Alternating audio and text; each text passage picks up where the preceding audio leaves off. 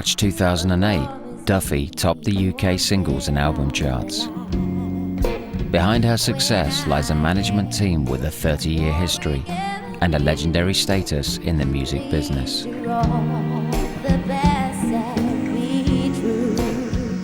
We're saying the marketplace is a forced creation and has very little to do with the reality of what people might want given the options. Rough Trade began life as a small but hip record shop. From humble beginnings, it grew to drive and define a revolution in independent music. As a bunch of radical idealists and maverick musicians turned the record industry on its head. If you were DIY, Rough Trade were the perfect label for you. Single-handedly, really, Rough Trade gave me back some kind of faith in the music industry, because up to then I just thought, it's a bunch of crooks. But at the height of its success, Rough Trade went spectacularly bust. It was a very black time and very hard time, and I feel grateful to still be here today, really. Rough Trade fought its way back, and after 3 decades of defiant independence, finally made it to number 1.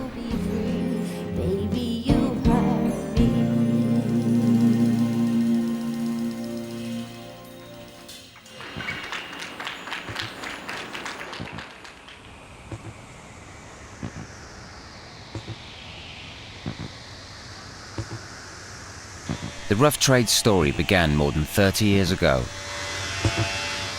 20th of February, 1976. Then, a few minutes later, the second bomb in a furniture shop gutted the 4-storey building. Britain was in the grip of an IRA bombing campaign. Labour's gone on spending our earnings and spending our savings. A future Prime Minister was beginning to make her mark on Middle England, where punk was yet to run amok. And a young Cambridge graduate called Geoff Travis opened a new shop at 202 Kensington Park Road, just off Ladbroke Grove in West London.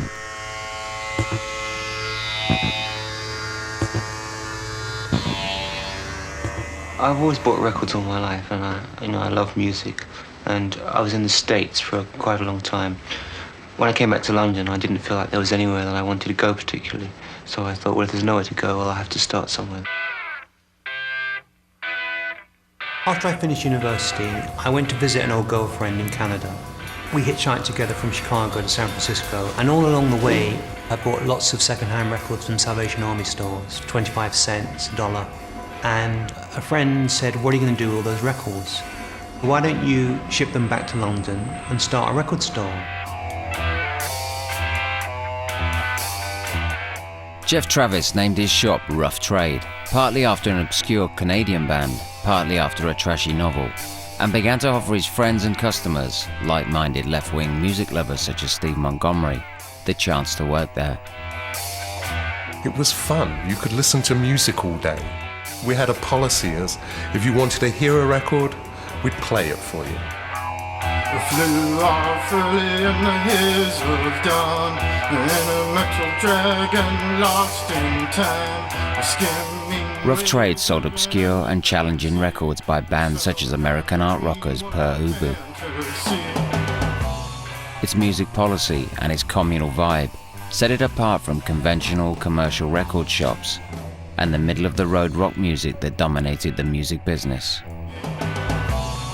I started the shop on the basis that a record shop could be something a lot more than just a place where you bought records, as though you were going into a chemist. We were very enamoured by the idea of City Lights bookshop in San Francisco, where you could sit in the basement of the shop and drink coffee and read poetry, and you wouldn't be chucked out.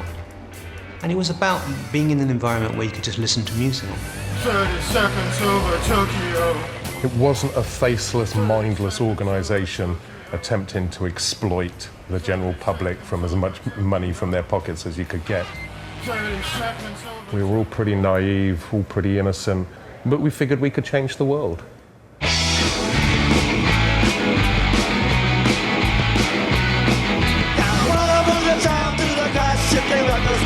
West London's new music store had a clear alternative agenda. And when punk rock exploded in the summer of '76, just a few months after the shop's opening right on the doorstep of local heroes The Clash, it became a natural headquarters for punk's revolt against mainstream music. Oh, shut your mouth.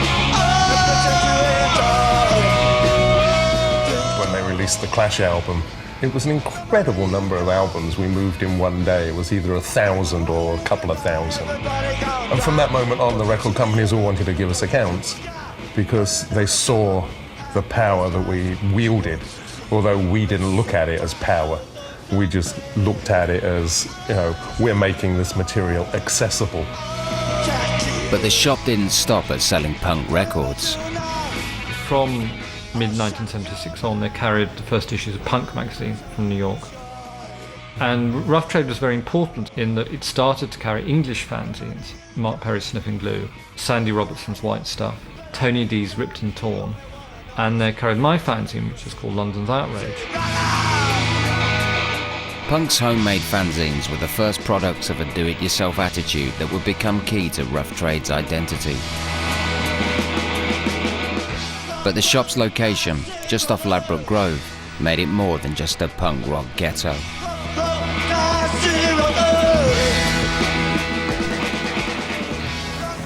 I mean, I knew Ladbroke Grove to a degree because of spending some time at Vivian Goldman's flat at 145A Ladbroke Grove, above the betting shop, next to the chip shop. The area where the first Rough Trade store is now full of shishi boutiques and restaurants. Back then it was rough. It's always been a bohemian area of London. It's had its history of the riots. It has its history of its Rachmanite landlords. It obviously has a huge West Indian community, and it's just been a place where it's been cheap to live. And where a place is cheap to live, you find musicians. So that was the right place for us to be, really. I mean, we weren't trying to have an upmarket shop. We just wanted to be somewhere where we felt comfortable. It was full of squats, and it was full of music, starting from the hippie era with Hawkwind and the Pink Fairies, and then, of course, with the Caribbean community. The Rastas were all coming to Rough Trade, partly because of its location on the Carnival route, so in the very heart of the West Indian community. In keeping with its location, Rough Trade deliberately forged what seemed an unlikely alliance between punk and reggae. I came into Rough Trade as an outsider. To me, punk music was just spitting and vomiting and people looking funny. How they say in football terms, I was tapped up. I was tapped up.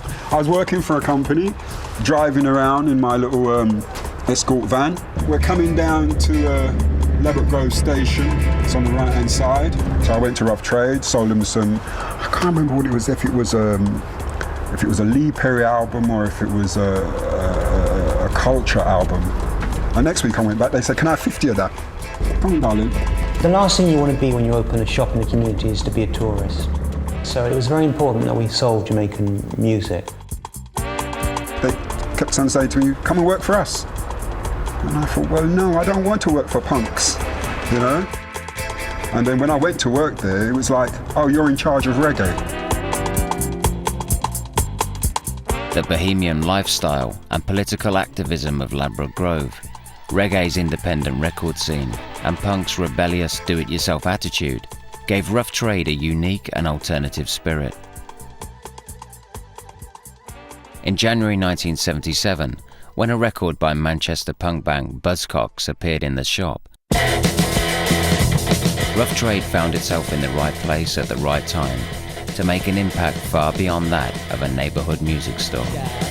If I see my little jittery, I can't restrain myself. I'm falling into passive practice, can't contain myself. I'm gonna break down, I'm gonna break it down, yeah. That was my first encounter with Rough Trade. We pressed 1,000 copies of a 7-inch called Spiral Scratch. Someone rang up, can we have a couple of hundred?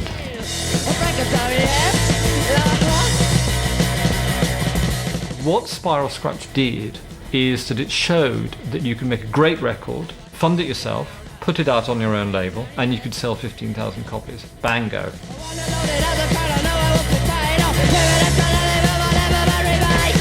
When Spiral Scratch was released in 1977, the idea of putting out a single without the support of an established record company was incredible.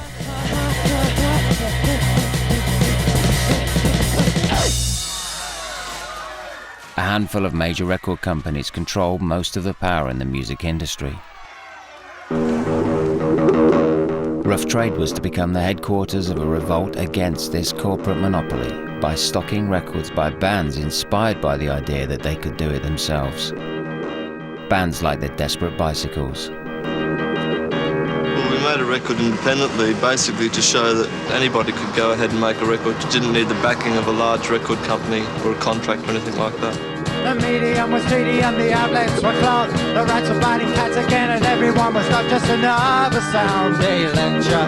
Just another Eager to empower others, the Desperate Bicycles turned their record sleeves into instruction manuals. It was easy, it was cheap, go and do it! I think I'm telling people that they're capable too. They don't want to believe. Desperate Bicycles were really the first to demystify the process by giving the information on the record sleeve. And then a lot of other people followed. Go and join a band! And when the Desperate Bicycles did it, and I found their record at Rough Trade, it was like, geez, this is it. It was easy, it was cheap, go and do it! Who knew that you could actually ring up a pressing plant yourself and say, I want to press some records? You know, I'd grown up imagining that mere mortals couldn't do that kind of thing. Inspired by this homemade revolution, Scritti Politti, a band of communist intellectuals, were the next punk DIYers through the Rough Trade door. I went in with my own, our own song in '78, which was called Skank Block Bologna. That was on our own St. Pancras Records, named after the Young Communist branch of the Young Communist League that we were part of. We had a meeting in the back office with Geoff, and then he said, oh, let's go and play it in the shop. So we went and played the demos in the shop while people were kind of flicking through. And he's kind of, did his Geoff thing. Well, and then he said, well, we like it, we'll distribute it. Scritti Politti took the Desperate Bicycles cover design one step further by printing the production budget on the record sleeve, which was, of course, made out of paper and assembled at home. So, recording, £98, blimey. You had the up-to-date information, so you'd bang that information on the back of the sleeve of your record. The main cost was the pressing, 2,500 copies at 13p, done in Surrey. Mastering, 40 quid, labels, £8. So whoever picked that record up could then go ahead and do it. And we just stamped these on the kitchen table. And that was absolutely essentially important to the whole business of bothering to make music and being in a band as far as we were concerned. That way, the record business would change, because everyone would just be able to do it themselves. Activists like Scritti Politti and their friends at Rough Trade were the intellectual political wing of punk, anti-capitalist, democratic, and determined to break the stranglehold of the major labels. We were Marxists, so major record labels, given what they represented at the time, would have just been the enemy.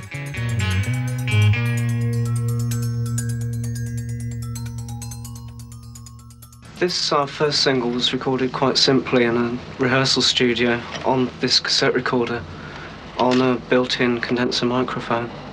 And our second single was recorded on a borrowed reel-to-reel tape recorder at home in our front room. Now anybody could make a record, and Geoff Travis had assembled a staff of like-minded music lovers, including local artist Shirley O'Loughlin and avant-garde Texan musician Mayo Thompson, who might sell it for them.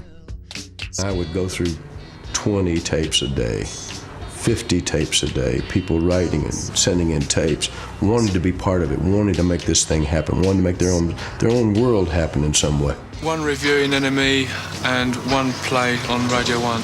The mission was not rough trades all over the UK or all over the world. The mission was, here you are, you can do it. We pressed 1,000 records, which cost us about £300, of which we sold about 350, so we lost about £150. We would almost always take people's records, even if it was maybe only a box 25. And if it was something that was phenomenal, we'd take a lot more. It was definitely worth doing.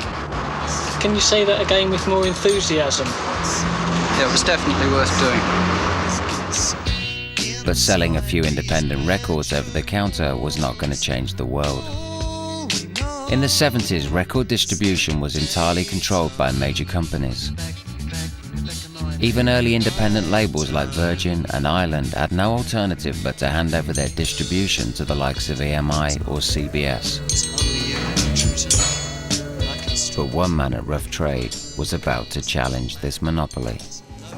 We started to get 5, 10, 20 letters a day saying, can we buy this because we can't buy it at our local shop? So it made sense to start up a mail order. And then once the mail order had been going for a few months, then shops were writing in and saying, you know, I can't get records from normal wholesalers. Can I buy any excess stock you have? It was like there was a huge sort of vacuum and we were sucked into that. Richard Scott joined Rough Trade in 1977 after managing reggae band Third World. He began by offering mail order accounts to other independent shops around the country. Richard would go on to develop a much grander scheme that was nothing short of revolutionary: independent nationwide distribution.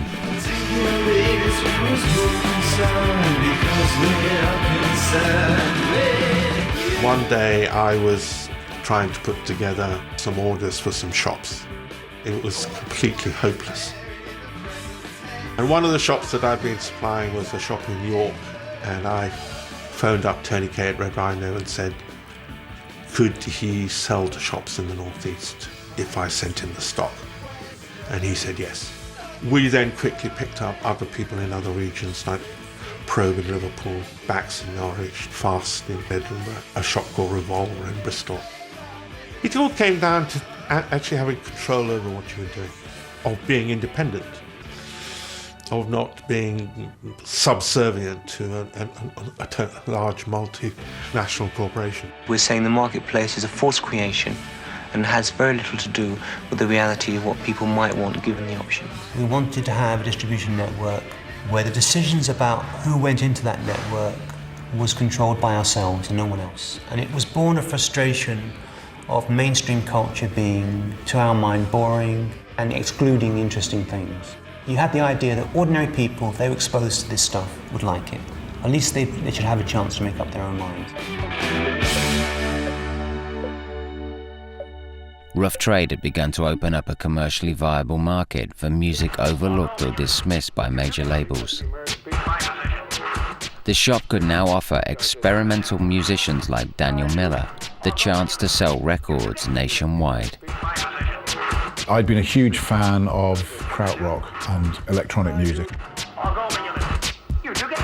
I loved Kraftwerk, I loved Can, I loved Neu, and I loved punk.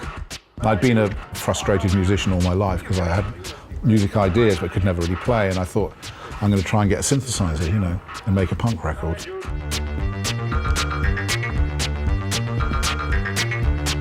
I can visualize it very clearly. I went in the front door and I thought, God, this place is... I didn't think of myself as being very cool, and I think this place, God, is full of like cool dudes, and they're, you know, it's going to be very judgmental and everything. And I went to the back of the store and there was Geoff and Richard and they were dealing with a customer. And they said, just hang on a second, I was just in this place, I was looking around, I was taking it all in, it was all really exciting, all these different boxes of records and names of bands that I liked. And then we went back into the shop to have a listen to the record, and this was a public airing of my first single, you know, first public airing of my single. I was very freaked out, as you can imagine, very nervous. TVOD, TVOD. They said, how many do you want to press? And I said, well, I'm going to press 500 in the hope for the best. He said, well, I think you should do 2,000. We'd like to distribute it. So I said, okay, fine. And that was it, really. It was as simple as that. I don't need a TV screen. I just stick the aerial into my skin and let the signal run through my veins. TVOD, TVOD. and Warm Leather Rat, two of the most important tracks of the era. He went away, pressed the record up and started his own record label, Mute Records. Daniel Miller set up Mute Records in 1978.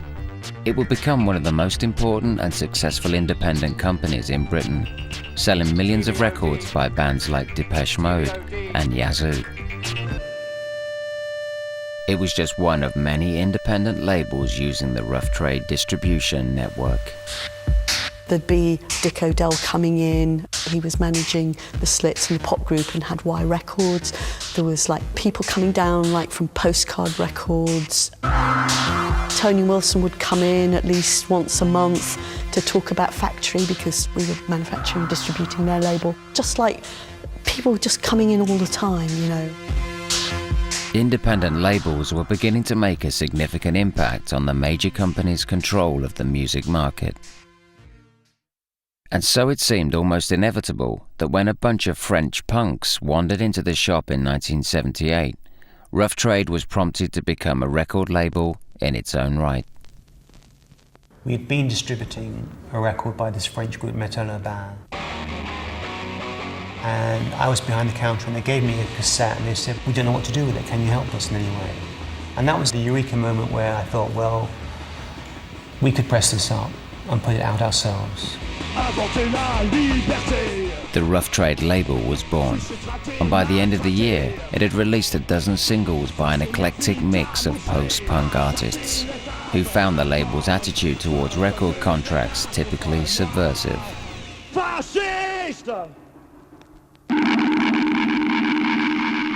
Music industry orthodoxy dictated that record companies offer new artists a cash advance, contractually binding them for a number of albums for which they will receive a modest percentage of any sales profit. It was a notoriously exploitative arrangement. Rough Trade had a much simpler deal. Clause 1.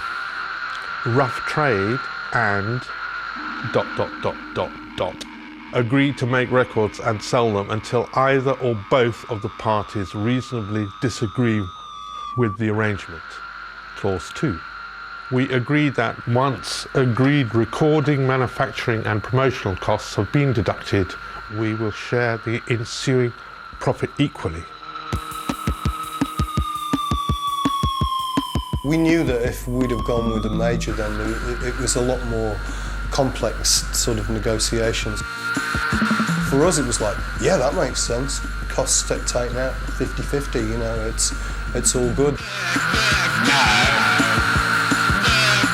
The way in which the music business approaches the problem of dealing with someone that's making music is, I think, delineated by the fact that they're going to make some money out of this. They're pushed into seeing it as a commodity that they have to sell. And I mean, we're very opposed to seeing any of the people that we deal with, any of the music that we sell, simply as a commodity. You know, you could say that really, in business terms, we were very naive. And had we been interested in building an empire, we would have behaved very differently. We would have signed artists to long-term deals. We would have made sure that we had the copyrights, right for copyright. We would have made sure that we had a publishing company. We never did any of those things. And why didn't we do them? It's because we weren't interested in building an empire. We weren't trying to follow the capitalist model of how do you accumulate wealth. You know, we weren't trying to be Virgin Records. Rough Trade's ethic was directly opposed to the conventions of the music industry. Here was a business collective that put principles before profit, run by a bunch of enthusiasts who wore their politics proudly. Politics was very kind of special to us. At a very early stage, it was decided that it was going to be an equal pay, non-management structure. Rough Trade was kind of based on the principles of a kind of beat culture, kibbutz collective. Everyone was paid the same. We had an environment where there was an equality of the sexes. And you felt like you were participating in culture and the community and you were building something. You weren't really building your future because you were just living in the present. For a brief moment in time, we encapsulated everything that was right about the human race. I don't know how many of you out there are actually thinking of joining pop groups. And when Rough Trade signed this bunch of Belfast punks in 1978, they became not just an alternative ideological force, but genuine competitors in the commercial music world.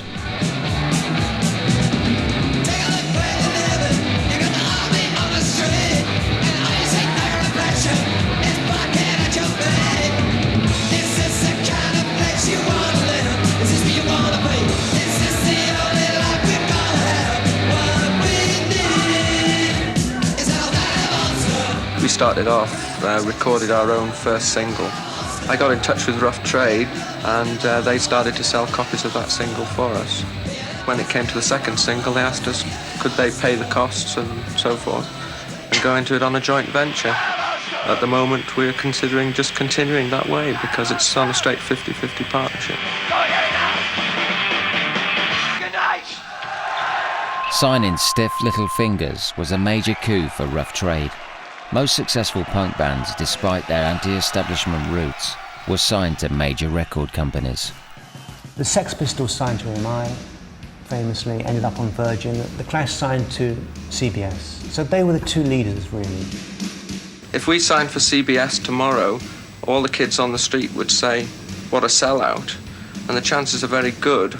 Our share of record sales would be at most a half of what we're making at the moment. In February 1979, Rough Trade and Stiff Little Fingers' first album was released. It went to number 14 in the charts, becoming the first independent album in British music history to sell over 100,000 copies. The day we made that record available, I looked out the window on Kensington Park Road and there were 20 taxis, 10 messenger bikes, they were all there waiting for it. And as soon as it was released, off it went into the world. It was like, whoa, people do give a damn about this stuff. It's amazing. We were just in total chaos. I remember there was just records flying in the front door and flying out at the same time.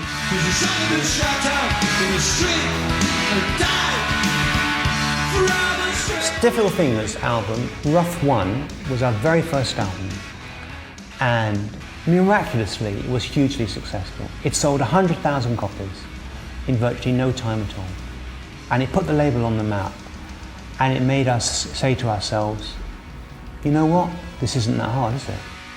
The Stiff Little Fingers album was a payoff for an idealism. Clash didn't really need to go to CBS. Stiff Little Fingers proved that. I mean, 100,000 copies, that generates a huge amount of turnover. And that in itself was the building bricks on which the label was able to go forward. That was the cash flow that enabled us to do other records. Hello, Mike, how are you? Stiff Little Fingers' breakthrough was a key moment for the independent sector. It showed Rough Trade that one band's success could fund a whole bunch of less commercial records, as bands like the Raincoats happily discovered. When the fund from Rough Trade saying the record is here, and I just walked down and I just felt, I was on top of the world, completely.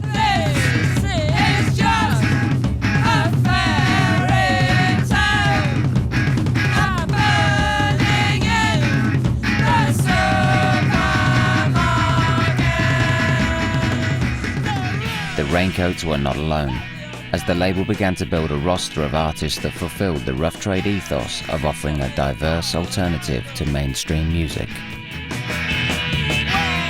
Metal Urbane, Dr. Mix, who were kind of, Metal Urbane's alter ego. Essential Logic, Young Marble Giants, Scritti Politti, The Fall, Television personalities, Ivor Cutler, Swell Maps, Pop Group, and then of course there were Kleenex, Delta 5, Slits, The Electric Eels, fantastic single, Space Energy, Robert Wyatt, James Blood Elmer, who later worked with, or had worked with Ornette Coleman. Subway Sector Course seems like such an important record. It's only one single. And there was all this sort of electronic stuff. Or they were doing the production and distribution for independent record labels like Throbbing Gristle, Industrial Records, which at the time was selling absolutely potloads of stuff.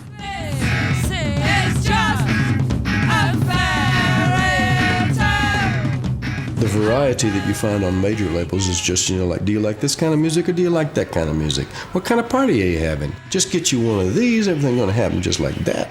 In the Rough Trade, you met a variety and a range of people who didn't have a look in the mainstream industry and who wouldn't have a snowball's chance in hell if that's all there was to it.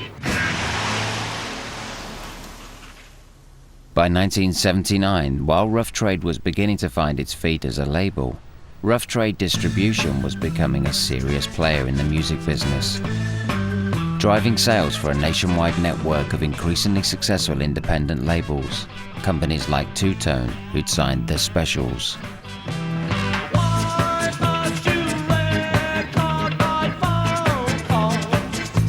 Here came somebody with something who used Rough Trade distribution, and they came down and they had that Al Capone single. I remember going down with the band to Ireland, who were pressing it, coming back to the Rough Trade office with all the boxes. And then we all sat round, you know, with a rubber stamp, pressing these records just to go downstairs and get distributed. Rough Trade realized that it could marshal its forces around something and actually make it happen. And we sold 375,000 of those singles. That was the shift, in my mind, to an understanding that it could service on the entry end where people came in and had with ideas, and it could also service on the outgoing idea. If people like that, no problem, we got it for you. When Rough Trade began in 1976, there were about a dozen independent labels in Britain. By the end of the decade, there were over 800. Rough Trade distribution was at the hub of this explosion of independent music, and the label had redefined the politics of record production.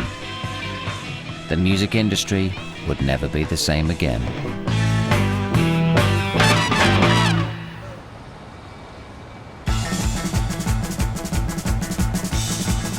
Stiff Little Fingers are about to embark on a fairly grueling tour of the UK, but they are with us here tonight just before they do that with their single At the End.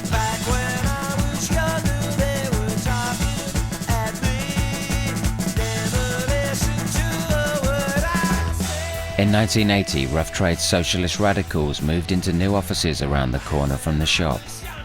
They were just one of a growing movement of left-wing collectives like City Limits magazine and activist groups like Rock Against Racism that challenged the ideology of Margaret Thatcher's recently elected Conservative government.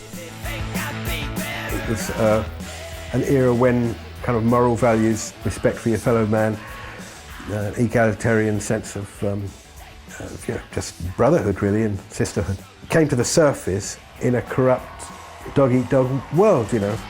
Rough Trade represented a serious alternative to the cutthroat corporate music industry. The shop had become a mecca for independent music. Richard Scott's distribution operation was expanding by the day. Geoff Travis had released over 30 singles on the Rough Trade label, and its debut album had smashed the chart monopoly of the major labels.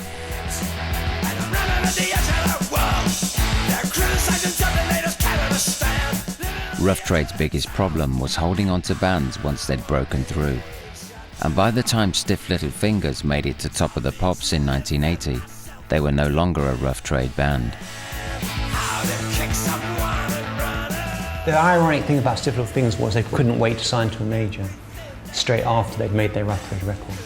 And then it dawned on us, we had a brain drain problem. So there was always this anxiety about losing talent. If we don't respond in some sense to the growth of our band by a certain amount of growth, all it means is that we will be a nursery ground for every major label that exists in this country. And it doesn't seem in the long run as though that's a very good idea, because all it means is that you give the band a chance to live out their ideals for a few years, and then they go and join, a corporation, and whatever happens up to them after that, will happen, and it's very debatable whether that's good or bad. We think it's bad. Rough Trade's principled refusal to tie artists to conventional record deals made the threat of losing its biggest bands ever present. Reconciling its alternative business ethic with the need to make a profit would prove a major issue throughout the 80s. It was a decade that would also raise some difficult questions about what kind of music Rough Trade should or shouldn't be releasing.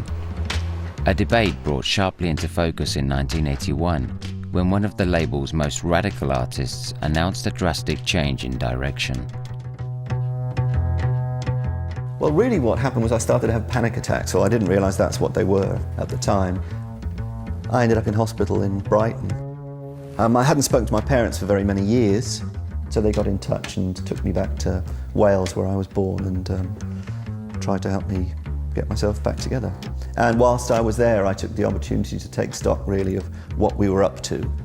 And I listened to lots of records that I hadn't really listened to before, black American pop music. So there was a discovery of black pop music and reading of lots of European thinkers, all of which ended up with me deciding that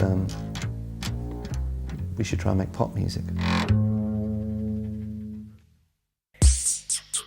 Making pop music meant swapping the low-tech, homemade aesthetic that Scritti Politti had already pioneered on 2 Rough Trade EPs for expensive studio production and a slick sound. Technically, it was a new frontier. I didn't know how to write a pop song, and I wanted to find out how you did it. The resulting record was Scritti Politti's bid for chart success, but not everybody approved.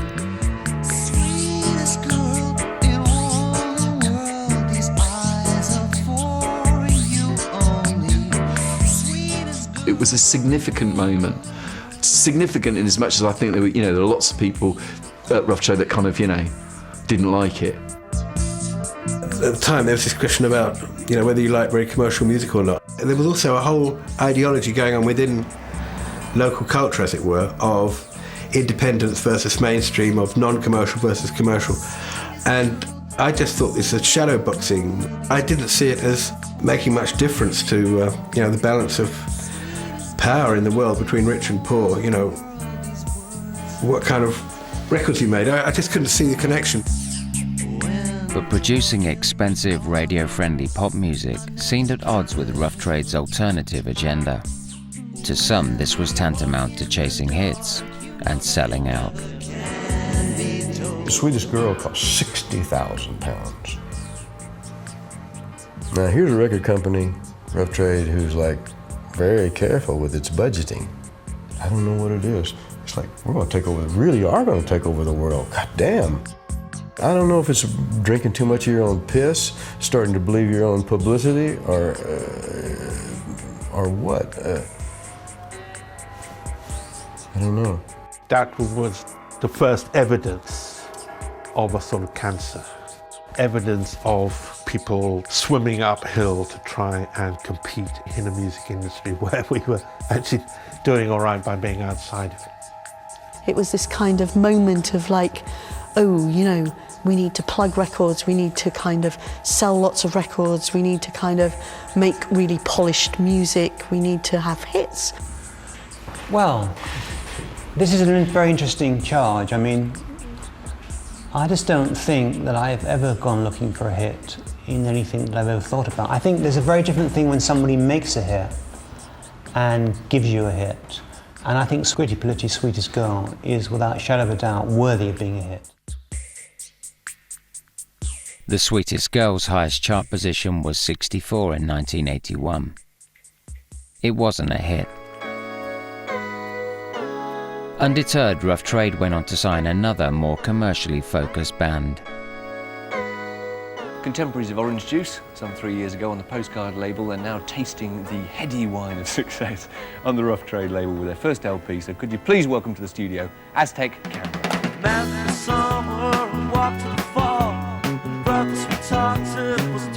There began to be these discussions going around the office that I'd hear about how we can disguise the socialist political agenda and make it pop, and so we'll get kids singing along to pop records with this agenda that they were going to be able to push across to Top of the Pops or something. And there began to be all this weird talk about whether it would sell or not, which had never been their modus. I think that people forget that Stiff Little Fingers was a big commercial success, that we were distributing records that were hits. It was never part of the Rough Trade project to shy away from the mainstream if the mainstream came to Rough Trade, but we never went running after it.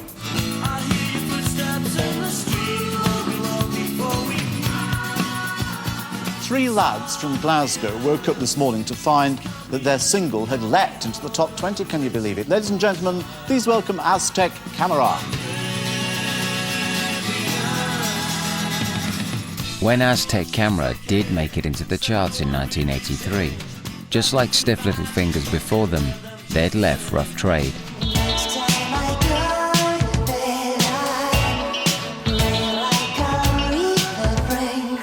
And a year later, when Scritti Politti finally made the top 10, they too had signed to a major.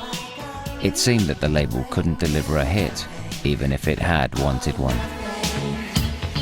We were still very young as a record company. We still had a huge amount to learn about the apparatus of selling records, of sales forces, of sales teams, of making deals with supermarkets, of making sure that we were as competitive as the next person. But just as Scritti Politti left Rough Trade, their guest keyboard player did unexpectedly crack the top 40. One of the few songs inspired by the recent Falklands War was called Shipbuilding. It was written by Elvis Costello and Clive Manger and performed by Robert Wyatt. Now, it won various critics' polls as the best single of last year, and now it's being re-promoted by Rough Trade in an effort to give it the success it deserves. Geoff Travis signed Robert Wyatt in an attempt to rescue an important artist from musical obscurity. Hit records were not on the agenda. We were trying to earn a living. I hadn't been in the wheelchair that long. I've been in a wheelchair since hospital 73, came out, put a record out 74. And I just got in a panic after a while. The record company I was officially with, although I didn't want to be with, didn't allow me to make any LPs for anybody else, even though I couldn't make any for them either. And Geoff said, well, let's make some singles then. But the great thing about making singles for Geoff was their commercial potential was ignored, just as well. Robert Wyatt took Shipbuilding, an anti-war protest song, to number 36 in 1982. It displayed Rough Trade's political credentials and chimed with the label's support for other left-wing campaigns. It's almost as if the great unconscious of pop musicians has slightly been pricked by a few things in the past few months, and I think it's wonderful. The charge that Rough Trade was only interested in chasing hits was also at odds with a roster that included Mark E. Smith's uncompromising band of maverick Mancunians, The Fall. Something to dance to, a certain kettle style. I wasn't expecting Mark to have a hit. I was just expecting him to continue to make great records. Lousy celebrity makes record. Records by The Fall, Pere Ubu, Cabaret Voltaire and the Swell Maps proved Rough Trade's commitment to challenging and alternative music. And even without hit records from the label, Rough Trade Distribution's turnover was huge. Ad hoc arrangements with independent record stores had been formalized into a sales network called The Cartel, which supplied over 300 shops with records from over 500 labels.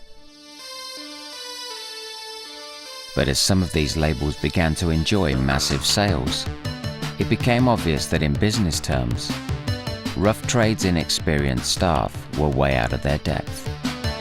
I stand still stepping on the shady street and I watched that man to a stranger. We had no business experience in those days. We had to make it up as we went along. And as a result of just the pure volume going through and so on and so forth, we actually ran into financial difficulties fairly regularly. I think the first problem arose out of the Joy Division record, Unknown Pleasures. They ran out of money before they could pay Factory. A similar thing happened with Mute as well, because Mute had two big records, the first Depeche Mode record and then the first Yazoo record. Complicating, circulating, new life. And again, the money wasn't managed very well, so that by the time it came around to pay me, they'd already spent the money, basically. Following a series of cash flow crises, Rough Trade brought in its first qualified accountant in 1982. He found the company was close to going bust. A financial audit revealed that the company owed money it simply didn't have. The record label and distribution system were Rough Trade's core activities. If they were to be saved, everything else would have to be sacrificed. That meant disposing of the shop. You know, I don't know too much about that. I have to say, I think I must have been distracted by something else because I was, I can't remember being particularly party to discussions about what was going to happen to the shop. So that's lost to me in that difficult period.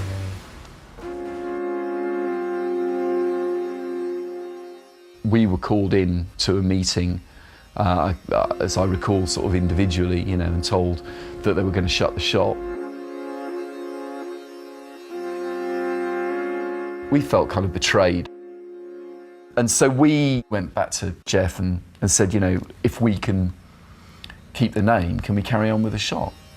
In December 1982, 6 years after opening, the rough trade shop was sold to 3 of its staff. They kept the name and still run the shop today. Financial collapse for now had been averted, but the crisis exposed the rift between the label and Rough Trade's distribution arm. Geoff asked me to leave at that time, just completely out of the blue, which came as a bit of a shock. But after talking to others there, I was then persuaded not to. Who asked him to leave? He said that you did. Well, yeah, I can't remember. What was it? I wonder what he did. I think he was being more and more antagonistic, really. But yeah.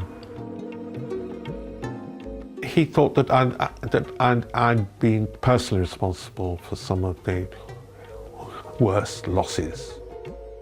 I could then never actually regard or deal with Geoff in the same way. From that point on, it seemed to me that the record label became completely the sort of domain of Geoff, whereas the distribution was, being masterminded by Richard. The conflict between record label and distribution would never be resolved. The communal vibe of Rough Trade's early days seemed a long way away. Where before you could relax and do your thing and get through, now you had to be, you had targets, you had this to do, and if you didn't keep the targets, they'll be meeting why haven't you kept your targets. So there's a lot of pressure put on people, that mood of, you can kick back and I'll do it tomorrow, all that had gone. And then you got people starting getting worried because of job security, when if this wasn't selling or this group didn't do their thing or didn't sell enough units. And Rough Trade, we never talked about selling records as units.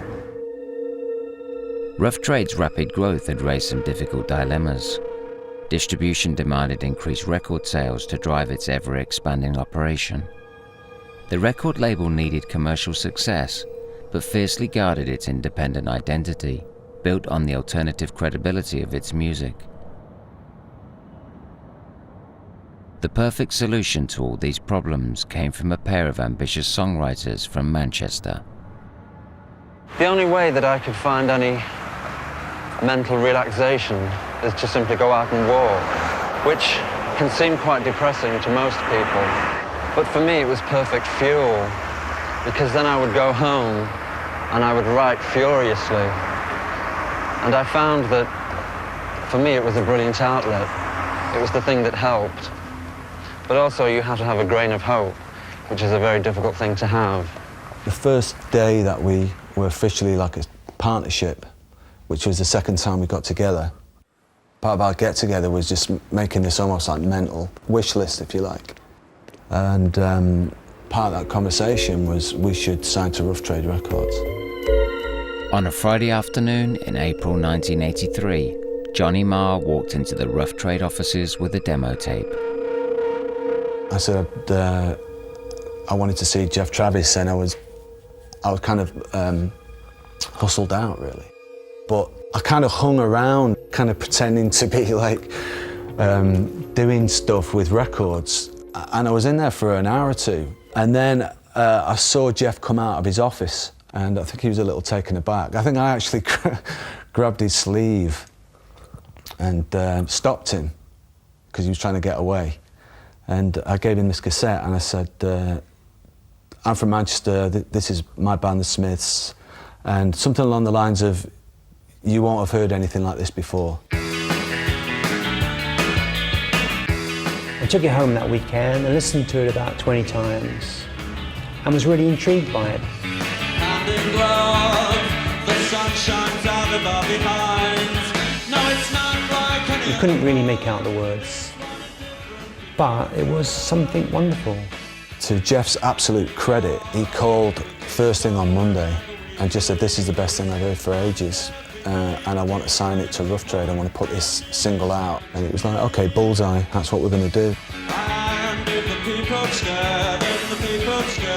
The Smiths and Rough Trade were a perfectly timed marriage. The original impact of the post-punk, new wave and new romantic movements had passed. It was time for something new. That something was indie music, and it began with the Smiths. I grew up on the Smiths. I mean, they defined my teenage years completely. So the first time I saw the name Rough Trade was on the back of Hand in Glove, the first Smith single. I didn't know Geoff Travis, didn't know Rough Trade, I didn't know anybody, I was a schoolboy. But the way I saw it was that it was a battle. It was alternative and independent, and to major record companies, that was a dirty word. They were the enemy. Rough Trade was the enemy. They were seen as just infiltrators, out to spoil the party, and groups like the Smiths were out to spoil the party for Simple Minds and Wet Wet Wet and all this kind of rubbish. You know, it was just rubbish. Facing fierce competition, Rough Trade abandoned the principle of the no-ties 50-50 deal, and for the first time in its history, offered the band a conventional record contract, a long-term deal that guaranteed the label 4 albums. The majors started inviting us to meetings and got interested in us, but we didn't want to be on a major and Rough Trade didn't want to be majors. It was a really great partnership. Johnny puts the music down on a cassette and he gives me the cassette and I live with the cassette for a few days and I just wheedle words into the cassette and then we just all get together and it just happens at the drop of a cassette. Rough Trade gave the Smiths independent credibility. Morrissey and Marr put their new label into the charts at number 25 with release number 136.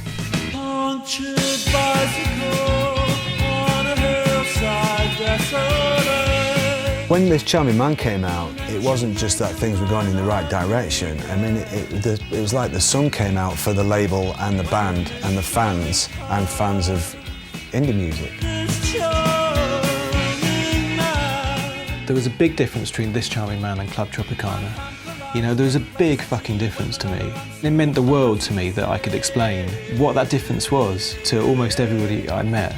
I would go out tonight, but I haven't got a stitch to wear. What they made me recognise was that pop records were a great art form. 3 minutes could change your life completely, or they could make you get out of the dreary existence you had and save you from it. A jumped up country boy. To promote its first hit single, Rough Trade hired London Records, a major label sales force, and mounted an expensive marketing campaign. I would go out tonight, but I haven't got a stitch to wear. It was certainly unusual for Rough Trade to be spending a lot of money on this blanket poster campaign. But it wasn't an issue of them sitting around going, oh, you know, does it go against our principles? They were like, we've got a record that demands a poster campaign. Fantastic, it's all going to come together. They were still Rough Trade Records, doing things in an independent way, and they had a band who wanted to be with them, who were about to have this big run of singles. And they were high on the success they were about to have as a label, and we were high on our success. And it was like a perfect kind of union at that time. A string of Smith's hits followed, but there were internal murmurings of discontent as Rough Trade sales strategies began to mimic the marketing machines of the major labels. Their LP called The Smiths is coming out on February the 24th, and they've got a hit single called What Difference Does It Make? You break a single the first week, right? And then the third week it's crucial. Does it drop or does it go up to 36? Here they are, The Smiths. This week's number 20. What difference does it make? If it goes up to 36, oh, you might break it. So what difference does it make? Get a plugger. You start getting more and more professionals in, more and more expertise. You apply these, these devices to this thing and try to make it happen in some terms. You start playing the game. Number 23 this week, The Smiths. Would you like to marry me? And if you like, you can buy the ring. I can remember Geoff saying to me one day that Morrissey was going to be the new Boy George. And I remember thinking, is that what I'm coming to work for? Is that what we really need? And I was astounded that there was that kind of change. We only have one thing to say to that. But heaven knows I'm miserable now. Things had changed. I had appointments at Vernon Yard with the guy who ran Virgin Records, and I was negotiating with him about how many signed copies of Smith's records he was going to get, who was going to get the T-shirts. Suddenly we had licensing in Germany, Austria, the gas territories, Germany, Austria, and Switzerland. Suddenly, it's in Japan we have a record out. You got to satisfy Woolies, you got to satisfy Our Price, you got to satisfy Virgin, you got to satisfy HMV. You're part of a machine. For the label, I think it was definitely a period of re-evaluation internally, because it was quite dogmatic, this collective, democratic, immovable model that it had set itself up as. But it really needed to move forward, and Geoff in particular, I think, wanted that and knew that. They were the best group around. They were making music, but even though it was strange, it was still hugely commercial potential. And I think if we were going to have any chance of keeping them, and perhaps by then I would got fed up of losing these artists and thought, well, we need to do this job properly now. Rough Trade was becoming more business-orientated. In 1984, Richard Scott secured the lease on a warehouse near King's Cross, and the company left its spiritual home in West London. This would be the new headquarters of a now global outfit with offices throughout Europe and in America.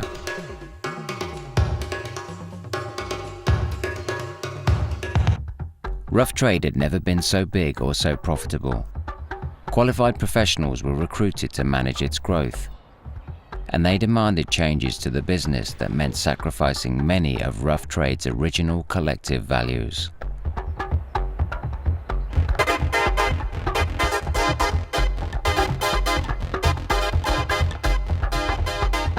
I think that too much of the record industry is like the civil service, where there's a fear of making a decision in case you make a mistake, and if you make no decision, you can't make a mistake, therefore you keep your job.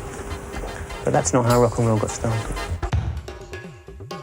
Suddenly, it had gone from being me and a few other crazy people into something that was about 40, 60, 80, 100 people, and it was a big organisation. And with the big organisation came a board which met to make decisions, and an influx of a more professional middle management kind of creature who spoke a kind of language which just was gobbledygook. It was lingo, it was kind of something they learned from a book, and that really was not helpful. I was one of those people. I was one of those middle managers that was brought in. Still in that period where everybody was being paid the same salary, £7,800. And you really couldn't get people to come in and manage it for £7,800. In 1987, Geoff Travis and a handful of the original staff handed over control of Rough Trade to a management trust. It meant the introduction of differential pay and departmental structures, a whole new way of working. It was just a very difficult transition, and it was a hard transition for Geoff, he was turning over something that he started to other people who, in his mind, probably had no vested interest in music. We didn't care less about the music, which was as far removed from what Rough Trade was, when it first started. But far from making Rough Trade a leaner outfit, the new structure was bureaucratic and unwieldy, and inflamed the ongoing rift between distribution and the record label. There's a power struggle, really. And I think my mistake was that I was not interested in the power struggle. And I was very quickly marginalised on the board so that anything I said, no one took very seriously, and distribution went its own way. By that time, there was war between distribution and the record company. You couldn't guarantee you're always going to have a hit record, so sometimes you're having a bad season, right? But distribution's always there, increasing in power, increasing in power, increasing in power, and then then Rough Trade gets to be just another label which is served by the distribution company that has started. Panic on the streets of London, panic on the streets of Birmingham. I wonder to myself.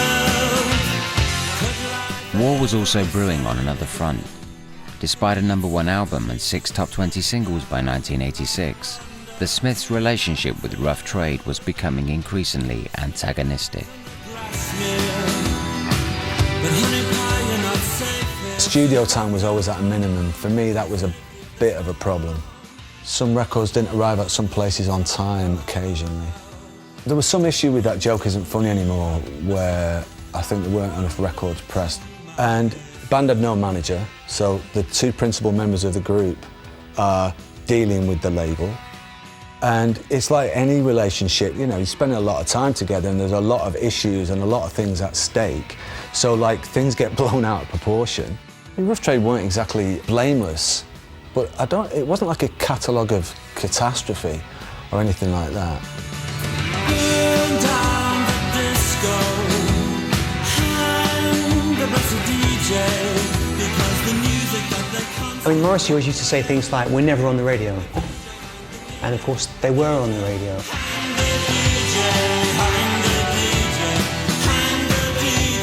They did have a series of hit records, but I think they just felt they should have more.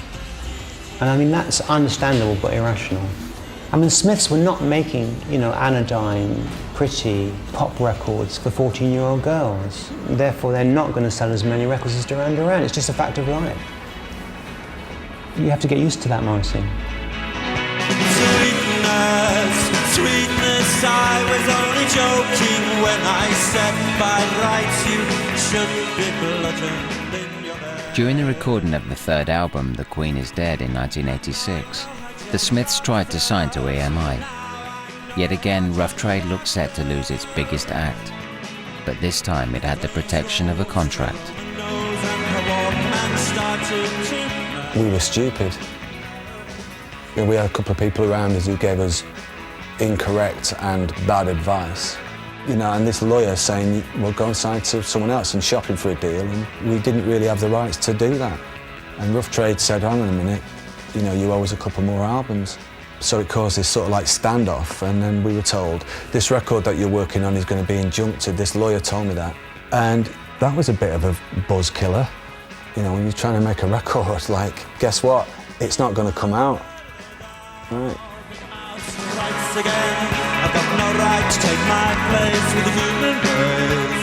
Because they didn't have a manager, they lacked any kind of voice that gave them some semblance of reality.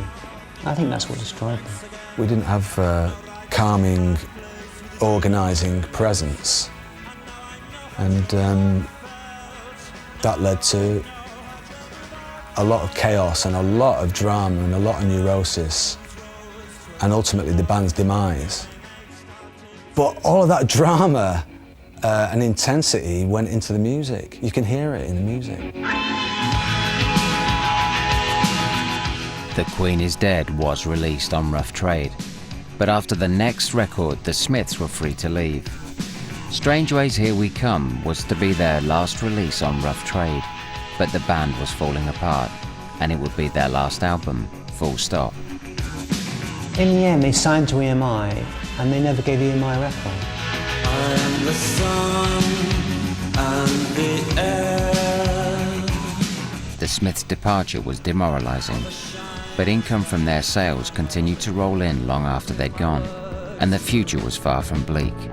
Used to do it once, do it twice, every single time will be twice as nice, really. By 1989, the label had its biggest roster of artists to date, including the Wooden Tops and the Sundays, whose debut album reached number 4 in the UK charts.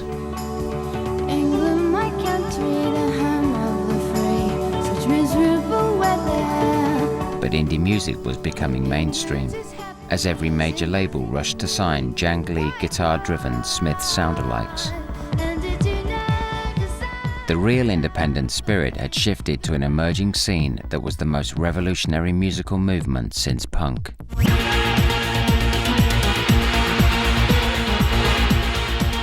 When the rave scene exploded at the end of the 80s, Rough Trade Records seemed to have missed the boat.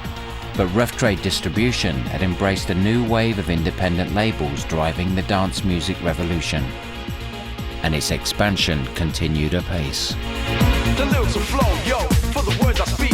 Rap is weak, so I teach and I reach a positive vibe, a way of life is When I joined Rough Trade in that first year in '86, it was something like an £8 million a year turnover. And within 3 years, it went to 25 million. What time is love? By the end of the decade, distribution accounted for 90% of Rough Trade's overall turnover of around 40 million. In July 1990, the company once again moved to bigger premises. But despite its growth and professional management, the move was just one of a series of disastrous decisions and financial blunders which, combined with political infighting, brought Rough Trade, at its financial peak, crashing to the ground. We moved to a building without disposing of a previous lease. So there's a period when we were paying 2 buildings. Can't do that. Distribution bought a computer for £250,000. It didn't work. They were unfortunate to be hit by some credit control issues, where other companies went bankrupt, owing Rough Trade a lot of money. And from my point of view, the people from distribution just disappeared. The senior salespeople left because they could see no end to the arguments with Geoff. And once they'd gone, the management structure ceased to exist. It wasn't really anyone's fault, it just grew too big. And there was a lack of collective will on the board, or an ability or an experience to work together to solve these problems. And that's what happened, I think. Geoff, I've read saying things about the bad management at the end. Well, I mean, Geoff didn't even turn up to board meetings. So the whole thing had fallen apart. In the end, it was simple cash flow mismanagement that sealed Rough Trade's fate. They're having a huge amount of success. All the money was going into the warehouse, all the money was going into the software. Geoff was releasing quite a lot of records at that time. And cash flow projections were either incorrect or ignored, and they ran out of cash. In December 1990, hamstrung by a series of unpaid distribution debts, and despite a record annual turnover, Rough Trade's cash flow ground to a halt. By March 1991, 2/3 of the staff had been axed, the administrators were called in, and Rough Trade's assets were frozen. I probably very nearly went under. Because the pressure of it was really awful day to day, the responsibility. It was a very, very difficult time. A very black time and very hard time, and I feel grateful to still be here today, really. But it taught me a lot. The company that sold its first record in February 1976 ceased trading on June 1st, 1991. Its demise marked the end of an era. 15 years in which a bunch of idealistic hippies and punks had written the rulebook for the production and distribution of independent music. Last night I dreamt that somebody loved me. At the end of the 70s, beginning of the 80s, when we all started, nobody knew what the fuck they were doing, okay? We didn't have to deal with selling records overseas, we didn't really know that much about distribution, we didn't know about copyright, we didn't know about anything. By the end of the 80s, people like Newt, Rough Trade Factory, KLF, Beggars, had big worldwide success with their artists, not even just UK, but worldwide. And were very happy to share any information they could with people who wanted it, All the kind of myths have been busted by that point. So actually, The irony is that it was probably one of the most successful periods of independent music ever in Britain, at the point at which Rough Trade went bust. At their peak in the 80s, independent labels commanded a 40% share of the record market. Major record companies have begun setting up their own in-house boutique labels, branding them as apparently independent, and signing up indie bands who are now seen as mainstream artists, releasing music once viewed as marginal and alternative.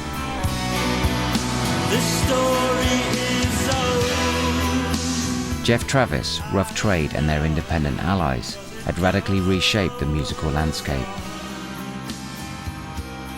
And although the company had been dismantled, its assets, including the name itself, stripped down and sold off, the Rough Trade story was not over yet.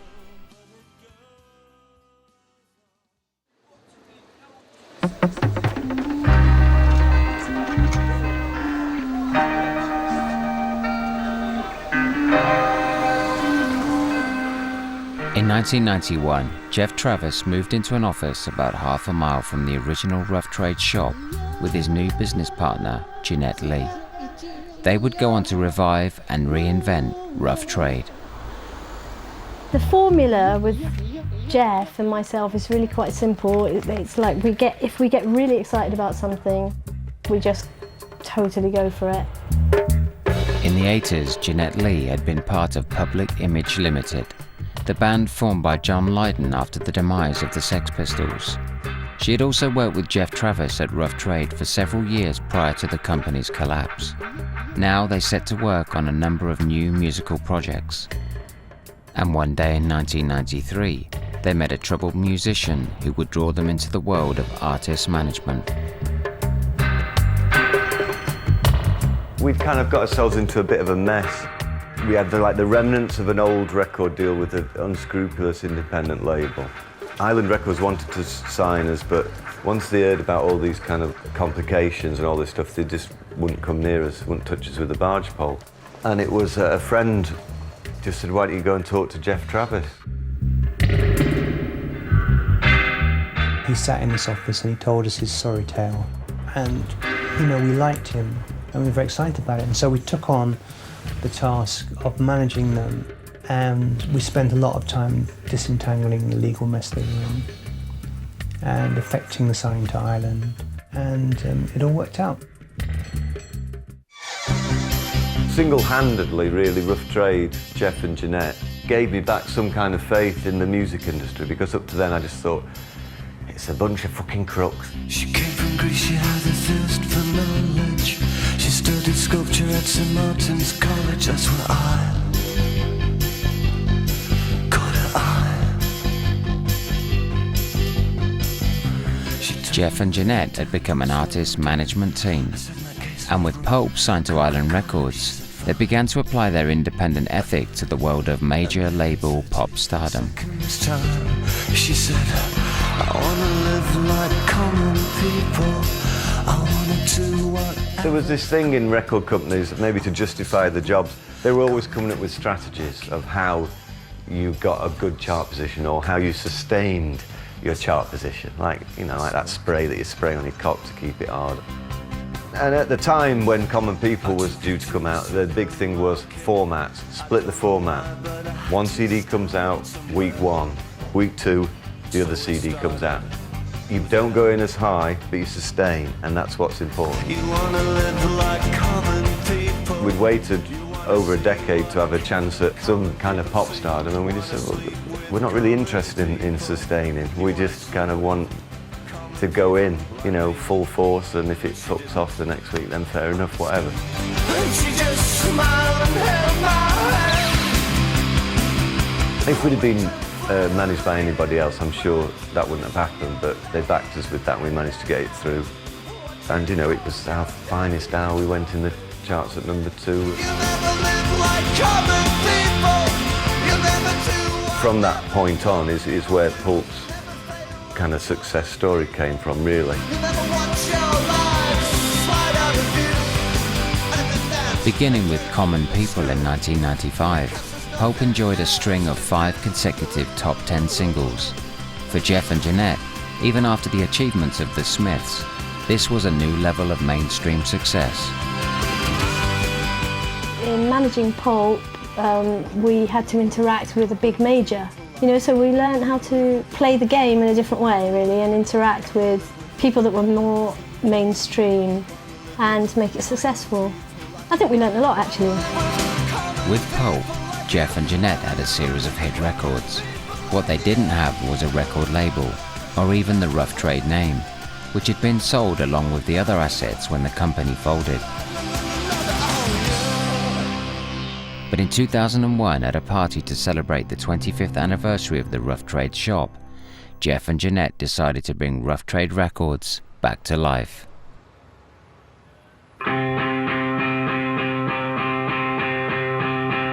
I think probably Geoff clicked into some kind of gear again that night, where he just thought, this is worth doing again. Everyone just kept saying Rough Trade, it's a wonderful thing, it's a great thing, and it just sort of made us realise, it dawned on us that actually, it meant a lot to a lot of people. We decided that we would make another attempt to buy the name back. And so we started, and the first thing we did was sign Strokes.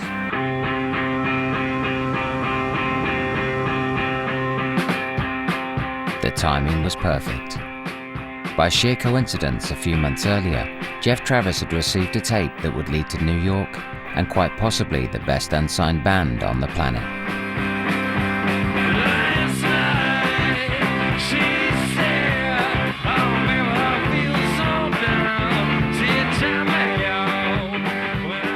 They were playing around the New York club circuit. They hadn't even really played outside of New York.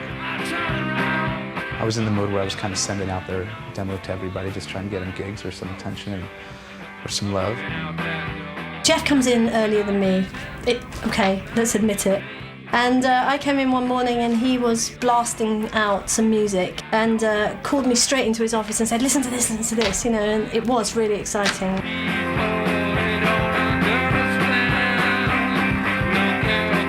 I posted it out, and 2 days later, I'd walk into work at 10 a.m. and Geoff rings up. It's like, we'd like to put this out. They didn't really believe us or take us very seriously, so we decided to go to New York to meet them. Last night, she said, oh, but don't feel so down. In September 2000, Geoff and Jeanette arrived at an out-of-town bar to see the band that would kickstart Rough Trade's future, The Strokes.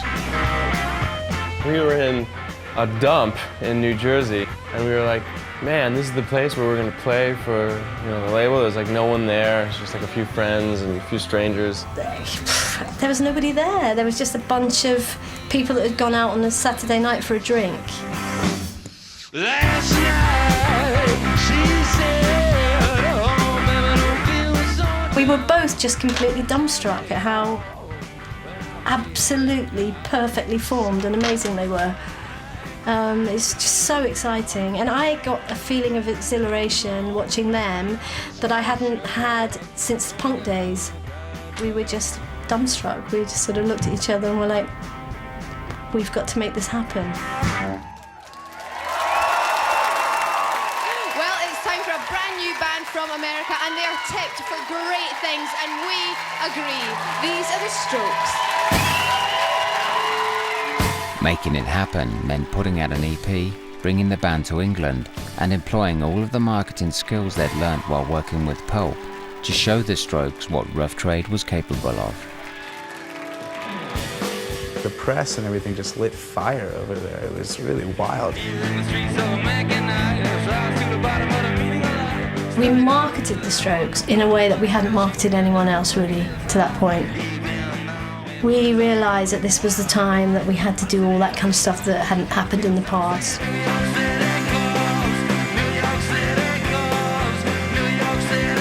Rough Trade had turned the Strokes from an anonymous bar band into the hottest property of the year. What they hadn't done was ask them to sign a record contract.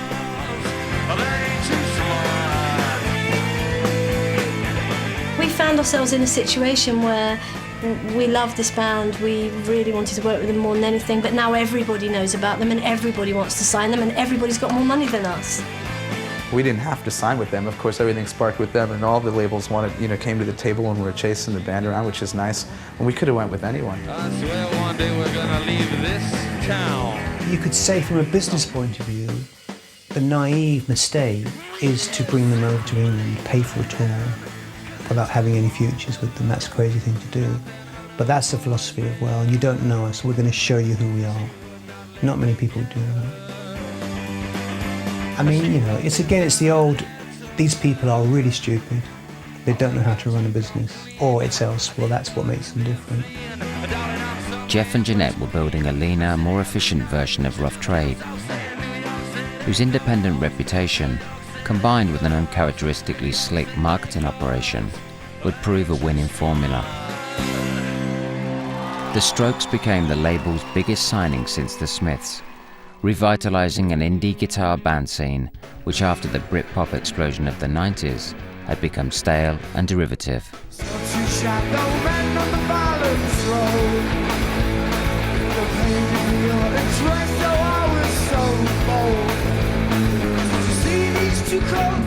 Five months after releasing the Strokes' first album, Rough Trade signed the Libertines, the edgiest English equivalent to their New York label mates, and began to build a diverse artist roster based on Geoff and Jeanette's musical tastes.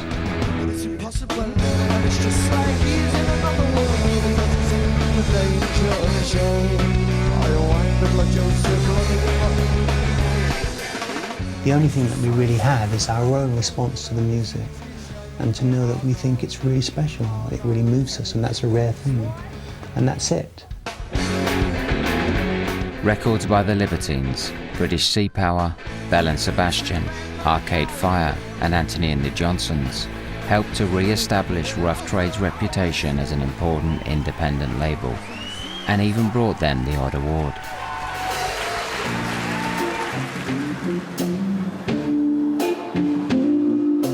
But the biggest prize of all would come from their artist management arm.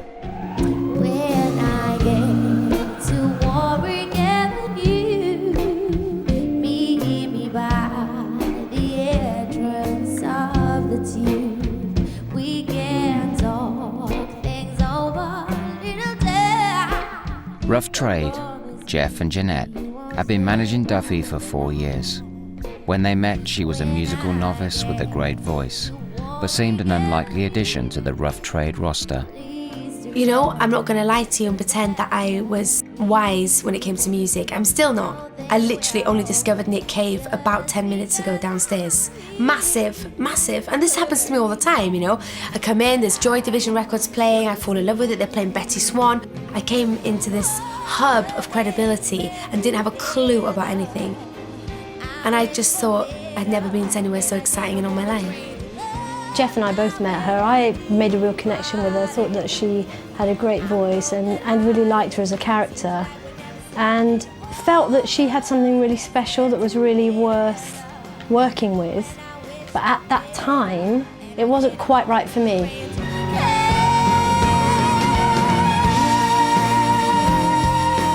They kindly put me on a development deal. They just said, we'll look after you for a little while and just see what you want to do. No pressure, we're not going to make you do anything. We're not going to tell you what we want you to be. We're literally going to give you a little bit of time and a little bit of space to find out who you are as an artist. That meant a fully funded apprenticeship for Duffy, but no record releases, and no income for Rough Trade. Yet another alternative approach to music industry convention. It was a risk, and it paid off. It coincided completely with the music industry being completely wrecked by Pop Idol and X Factor and all that kind of complete rubbish that completely patronises all the people out there who've got technical ability and some kind of sense of humanity and a soul, and aren't being given any opportunity to nurture it into great music, because it's been nurtured into just cans of beans to put on a shelf. I love you. She wasn't manipulated or cultivated, like a pop idol person. No one held her hand and took her to a writing session and said to her, write a song in the style of this. She was just given time to develop. What fascinates me about it is that what would happen if you took somebody who could have been put into that situation and could have ended up a cabaret star and was from a perfectly normal background without a rough trade record collection, but just had a pure heart and a pure enthusiasm and tried to nurture something great out of it. You got me begging you for mercy. Why won't you release me? You got me begging you for mercy. What happened was that after nearly 4 years of development for Duffy and over 30 years of waiting for Rough Trade, they were rewarded with their first #1 single. You got me begging you for mercy. It is a dream to have something that's great, that's also popular. It was a great moment. Yeah.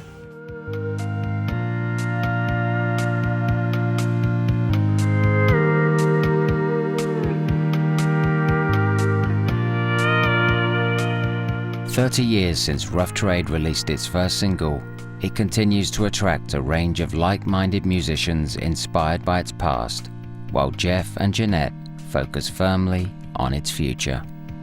Tonight I wanna celebrate with you. This happens to be Rough Trade's 30th anniversary. They were started in 1978. And 1978 is the year that our drummer, Patrick Hallahan, and myself were born. I believe that since the beginning of both of our lives, we've been coming to meet at this moment in time. Let him go from me. There are bad labels and there are okay labels and there are great labels, and it was quite quickly evident which was which.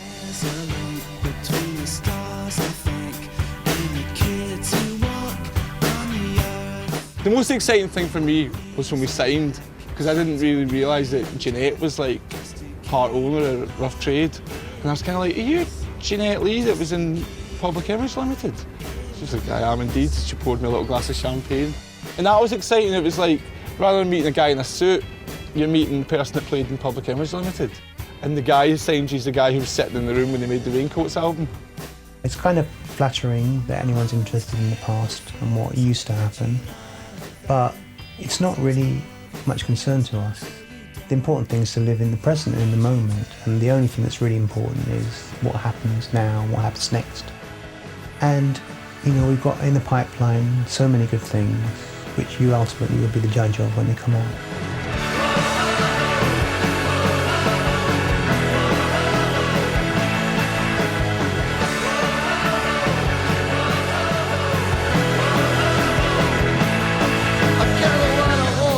Sort of get back in touch, and it's a pretty good feeling. Yeah, it feels pretty good. I get a lot of double takes when I'm coming around the corners, and it's mostly pretty nice. Yeah, it's mostly pretty alright, because most kids give me credit for being down.